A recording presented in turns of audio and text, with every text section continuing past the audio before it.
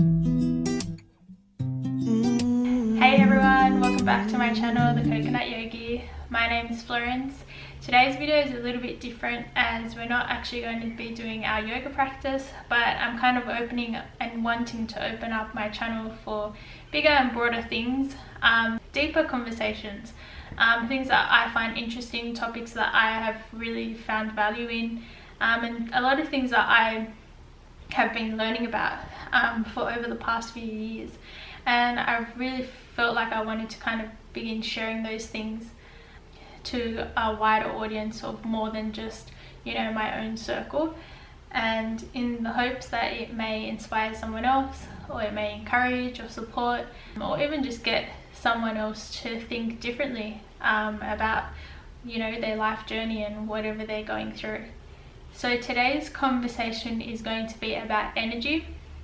I am a massive believer that everything holds energy. So just as you hold energy within you, I'm made of energy, the trees are made of energy, there's energy within when you go swimming at the beach in the water. Every single thing holds energy. And I kind of have this idea of that we all have our energy aura field, so maybe perhaps about 3 meters outside of our physical body, there are layers of energy auras. And so if you think about maybe from certain times that you've gone to someone's house, or that you've met someone like face to face and you've been like, oh, there's just like a weird vibe from this person, or there's like a weird vibe in this house, and you can't really pinpoint what it is, but it's just like a feeling, that you get. And I find those things to be so true. Like, even when you can tell when a really good friend of yours is perhaps feeling under the weather, or they're trying to really just shrug it off, but you can always tell, like you're just looking at them and you're like, okay, something's up with her. And so these are the kinds of things that I really believe in. Like, I believe that there's energetically, we all carry into the world and everywhere that we go, these energy fields and energy auras. And so I kind of like to think about how we can be really mindful in the sense of consciously knowing what we're taking in that is actually our energy, and what we're kind of taking in that's not our energy. That is perhaps your friend's energy, or your mom's energy, or like your brother's energy. And so if you imagine that you wake up in the morning and you get out of bed, you do your morning stuff, and then you get ready to leave your home, and you put on this backpack, and as you go through your day, you're just collecting, perhaps you're walking down the street, someone bumps into you, their negative energy then goes into your backpack, and you're like, oh fucking, why did they bump me, blah blah blah. Then you get to work, and then Sue or Karen is telling you about this happened with the kids, this happened with my partner, this happened with this person, and you're really taking that in, and you're like, okay, that goes into your backpack, that goes into your backpack, Sue's story goes into your backpack, and you begin to feel really heavy and weighed down. And then you go through, you have your lunch break, blah blah blah, more people begin to tell you stories, and then you come home and you feel really drained, and you're like thinking to yourself, well, work wasn't really that busy today, and it wasn't any different to kind of any other day. Why do I feel so tired? I had my 7-8 hours sleep, why am I feeling drained? And if you think about how your backpack feels, and it's heavy and it's weighing you down, and you're kind of walking throughout each day of your life carrying all these other people's things, and it's no wonder that we feel tired, that we feel drained, that we feel like we haven't even rested. And it's kind of getting into this just awareness of when someone's telling you something, when you get home, even just spending some time in stillness, doing a meditation, or even just lying down on the couch but with no electronics, none of your technology, and just lying down and closing your eyes and taking some breaths, breathing in through your nose and out through your mouth,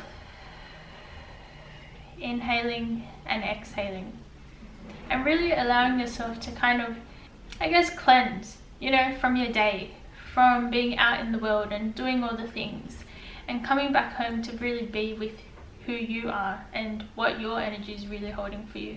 Because I find that so many people, they actually, once they do take that time, they really begin to be like, well, actually I feel like, I feel like quite well, and I feel good, and I'm in a really good place within my life right now. But sometimes that can get really suffocated, and it can get pushed down with all the other things from everyone else's issues and lives and problems and stories, that you kind of begin to really take on all of their kind of things, and you really let it affect you. And as you move through your own life, you're carrying that kind of energy, and that really anxious, in that stressed fight or flight nervous system, and you're always on edge. And when something good happens, you're starting to think, oh well, something, but this is too good to be true, and something bad's bound to happen, and lo and behold, what happens?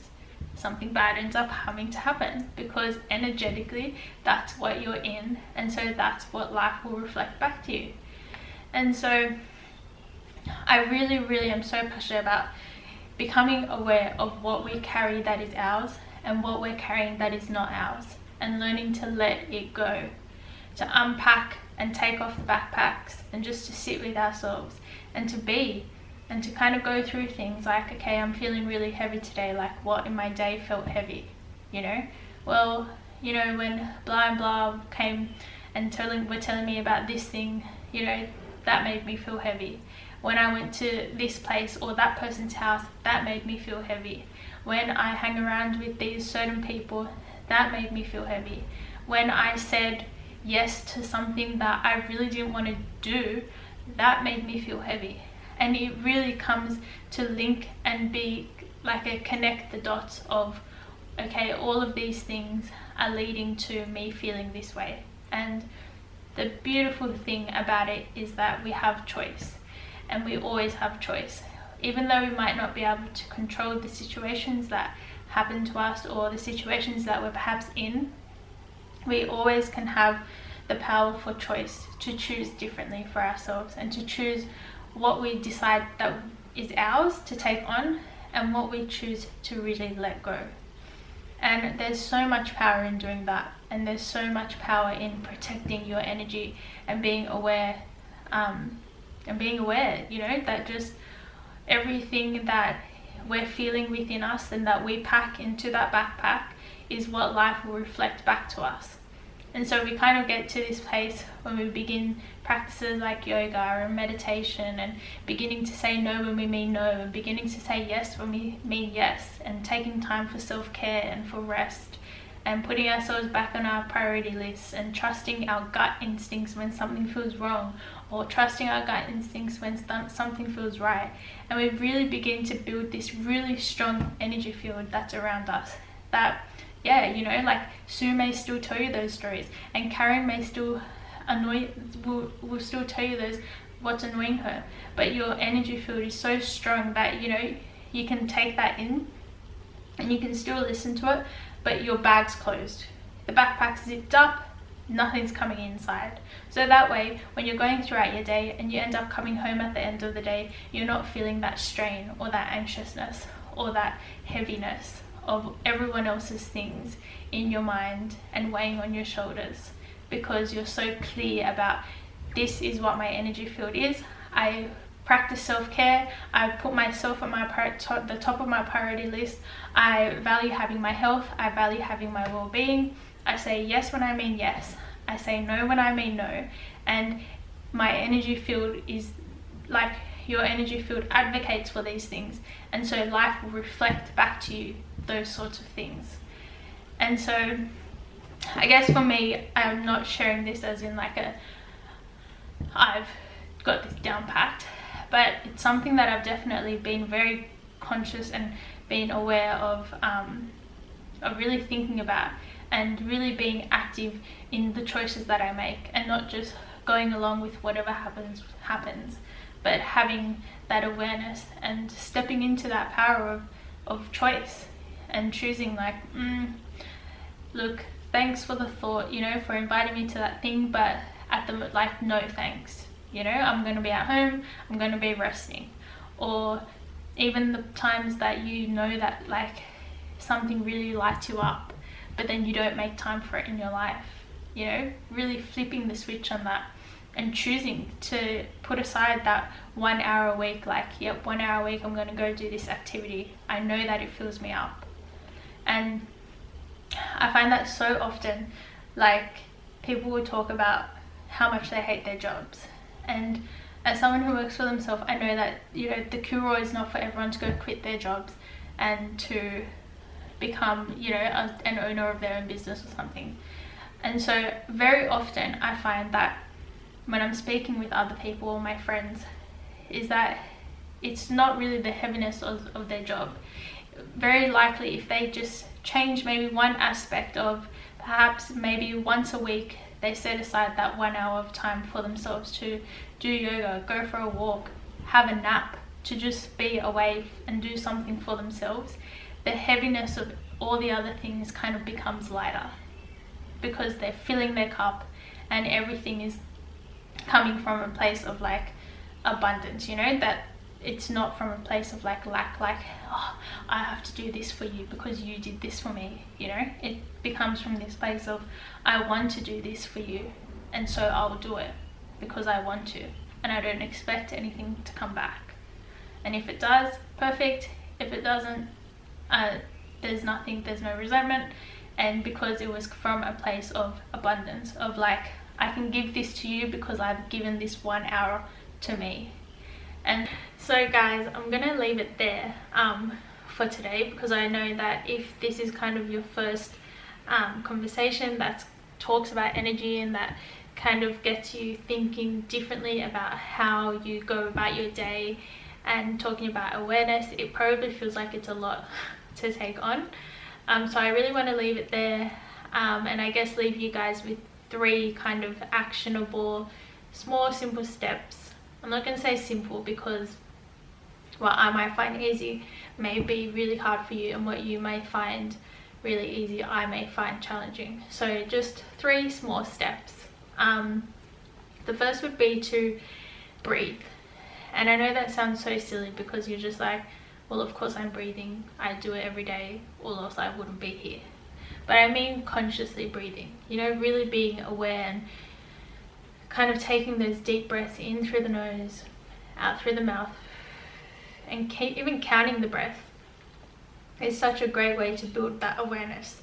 Because when you kind of have this practice of breathing with awareness, that awareness flows into other parts of your life, you know, where things happen and maybe they've always happened how they were, but because you have this new awareness, you become, you notice it, and you're like, oh hey, like how come like that is happening, you know, or like, hey, how come like I keep doing this thing that like really doesn't light me up, or how come I keep like brushing off that thing that does light me up.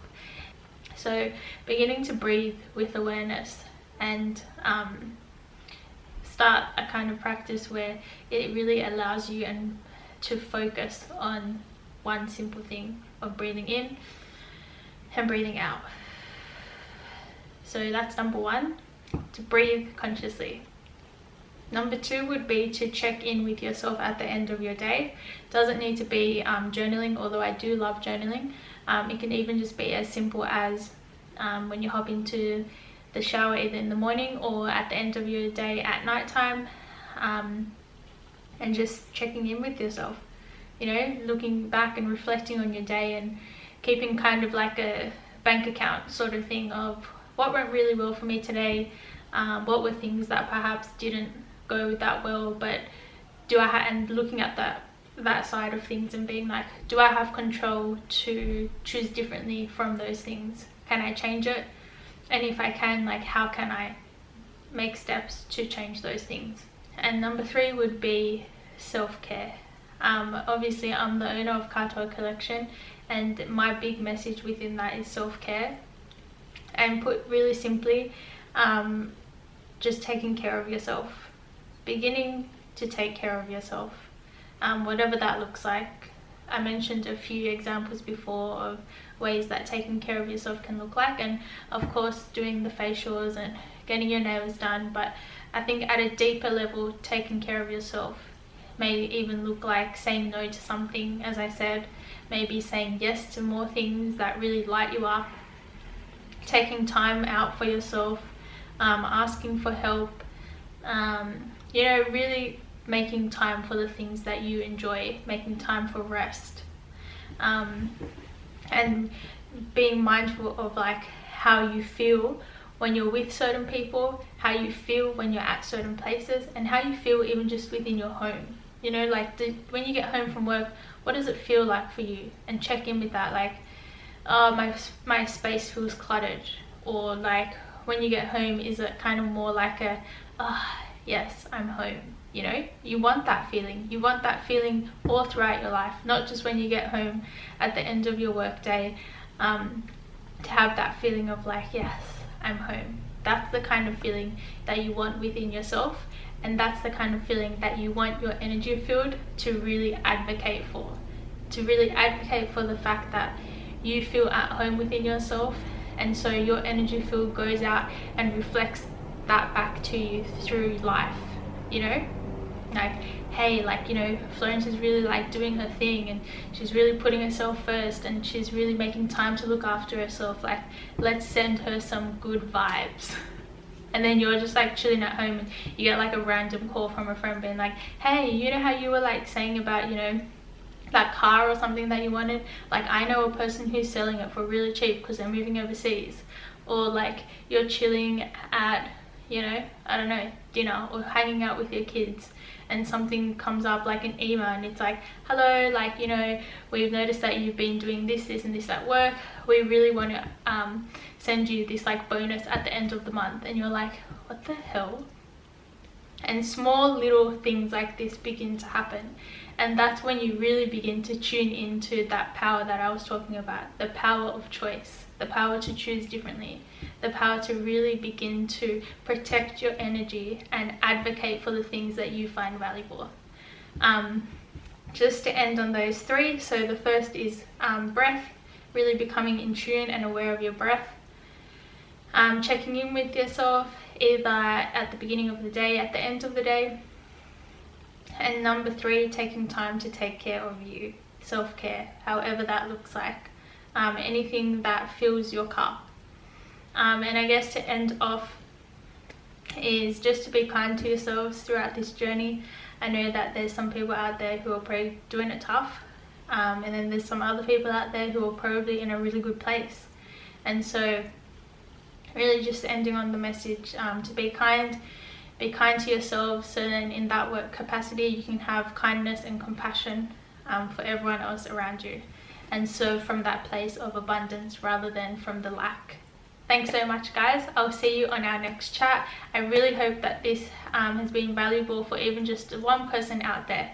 Thank you. See you later.